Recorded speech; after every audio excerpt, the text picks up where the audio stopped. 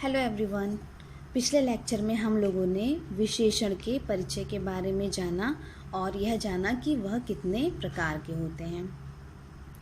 पुनः अभ्यास कर लेते हैं। आज हम जिस शब्द से संज्ञा या सर्वनाम की विशेषता का बोध होता है उसे हम विशेषण कहते हैं। जैसे रोशनी अच्छी तैराक है, यह रास्ता लंबा है, यह आम मीठा है, थोड़ा सा जल लाओ।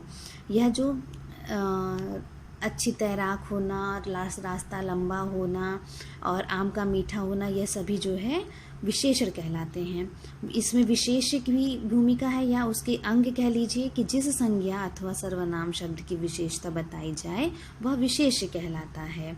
जैसे गीता सुंदर है और विशेष में आपका गीता और विशेषण आपका सुंदर है। जान लेते हैं विशेषण के भेद।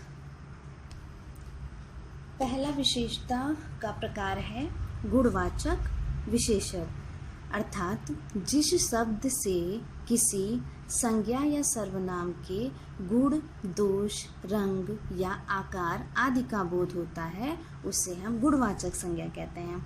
जैसे गुण भला, बुरा, सच्चा, झूठा, स्वाद मीठा, खट्टा, चटपटा, स्थान ऊपर नीचे, गहरा। यह जो है कई प्रकार के हो सकते हैं। 3 उदाहरण आपको दिए हैं मैंने, और भी उदाहरण है जैसे रंग लाल, पीला, हरा, नीला आदि, यह भी गुण में आते हैं। दिशा पूरब, पश्चिम, उत्तर, दक्षिण, यह भी गुण ही हैं। अर्थात कि जिस शब्द से संज्ञा या सर्वनाम के गुण दोषों का पता चले उसे हम गुणवाचक संज्ञा कहते हैं। जैसे आम मीठा है और भालू काला है। गुणवाचक विशेषण में हम काल, स्थिति, गंध, देश, क्षेत्र, दिशा आदि सभी तथ्यों का अध्ययन करते हैं। दूसरा है हमारा संख्यावाचक विशेषण। संख्यावाचक विशेषण क्या है? जिस शब्द से किसी संज्ञा या सर्वनाम की संख्या का बोध हो उसे हम संख्यावाचक विशेषण कहते हैं। जैसे मेरे बाग में 4 आम के पेड़ हैं, या बाग में कुछ पुष्प हैं, या फिर वे दोनों स्कूल गए हैं। यहाँ पर 3 एग्जाम्पल हैं। यहाँ पर 4, कुछ, दोनों, यह क्या बोध कराते हैं? संख्या का बोध कराते हैं। अर्थात यहाँ पर संख्यावाचक विशेषण होगा। कुछ एग्जाम्पल जैसे कुंती के 5 पुत्र थे, खेत में 10 मजदूर काम कर रहे हैं, यह सभी क्या हो जाते हैं? हमारे संख्यावाचक विशेषण। तीसरा है परिमाणवाचक विशेषण, अर्थात जिस शब्द से संज्ञा या सर्वनाम शब्द के परिमाण या मात्रा का बोध हो उसे हम परिमाणवाचक कहते हैं। जैसा कि चित्र में दिख रहा है कि यहाँ पे एक बोरी है, तो बोरी में हम चीनी, चावल आदि लेते हैं तो वह एक मात्रा के रूप में होती है। जैसे कि 2 किलो चीनी देना। दूसरा, मुझे थोड़ी चाय पिला दो। इसमें जो है 2 प्रकार के होते हैं यह। जैसे कि एक आपका हो गया निश्चित परिमाणवाचक और अनिश्चित परिमाणवाचक। वैसे ही संख्यावाचक विशेषण में भी 2 प्रकार के होते हैं। एक होता है निश्चित और एक होता है अनिश्चित संख्यावाचक।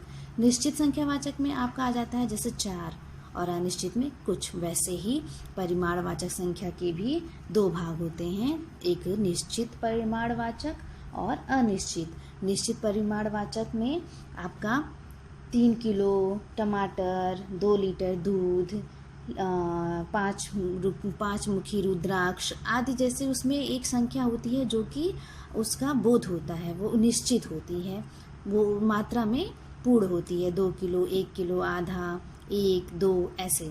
जैसे कि आपका 2 मीटर कपड़ा, 3 मीटर कपड़ा।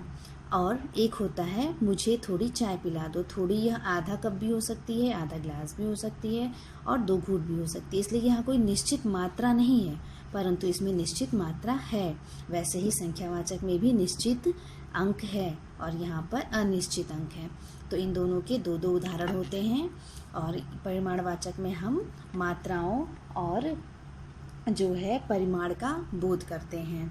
चौथा है संकेतवाचक विशेषण, अर्थात जो सर्वनाम विशेषण की भांति संज्ञा से पहले आकर उसकी विशेषता बताते हों। अर्थात वह संकेतवाचक कहलाते हैं। जैसे कोई जानवर घर में घुस आया है, या वह छात्र मेधावी है, यह गाय सीधी है।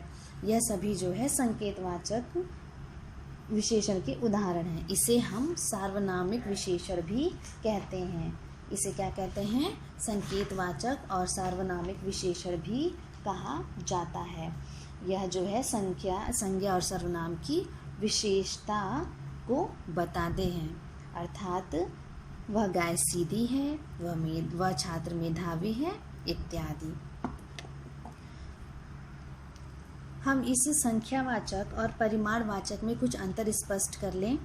जैसे कि संख्यावाचक तथा परिमाणवाचक विशेषण के अंतर होते हैं, जो इस प्रकार से हम समझ सकते हैं। जैसे मान लीजिए कि संख्यावाचक अर्थात गरीब को 5 रुपए दे दो, और इसका परिमाणवाचक का उदाहरण है गरीब को कुछ पैसे दे दो। तो यहाँ पर मात्रा या अंक निर्धारित नहीं है, परंतु यहाँ पर है। दूसरा एग्जाम्पल है बाज़ार से 2 किलो आलू ले आना। बाज़ार से 2 किलो आलू ले आना, यह जो है संख्यावाचक का उदाहरण है। और बाज़ार से कुछ सब्ज़ी ले आना, यह जो है आपका परिमाणवाचक विशेषण कहलाता है। संकेतवाचक विशेषण के कुछ बिंदु जैसे कि वे, ये, वह, यह, कोई जैसे सर्वनाम शब्द कभी कभी विशेषण का भी कार्य करते हैं। तो जब ये संज्ञा के स्थान पर नहीं होते हैं बल्कि संज्ञा के साथ प्रयोग करते हैं, तब इन्हें हम संकेतवाचक या सार्वनामिक विशेषण कहते हैं। इसका अंतर ध्यान से सुन लीजिए कि जब ये संज्ञा के स्थान पर नहीं बल्कि संज्ञा के साथ प्रयोग करते हैं, तब ये संकेतवाचक या सार्वनामिक विशेषण कहलाते हैं। चलिए थोड़ा सा ध्यान दे देते हैं कि आज हम लोगों ने क्या सीखा। सबसे पहले तो हमने सीखा कि जिस शब्द से संज्ञा या सर्वनाम की विशेषता प्रकट हो उसे हम विशेषण कहते हैं। विशेषण के 4 प्रकार होते हैं।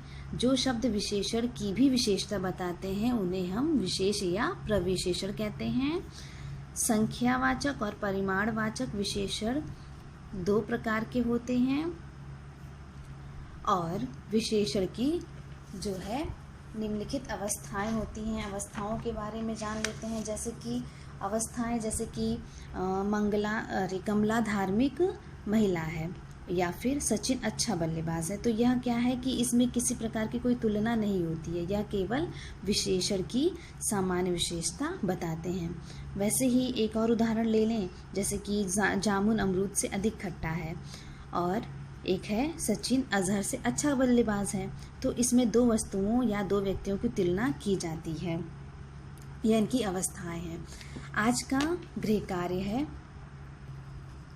गृह कार्य में 5 गुणवाचक विशेषणों का वाक्य में प्रयोग करें।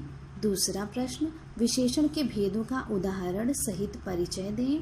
तीसरा, निम्नलिखित वाक्य में विशेषण का प्रयोग कीजिए।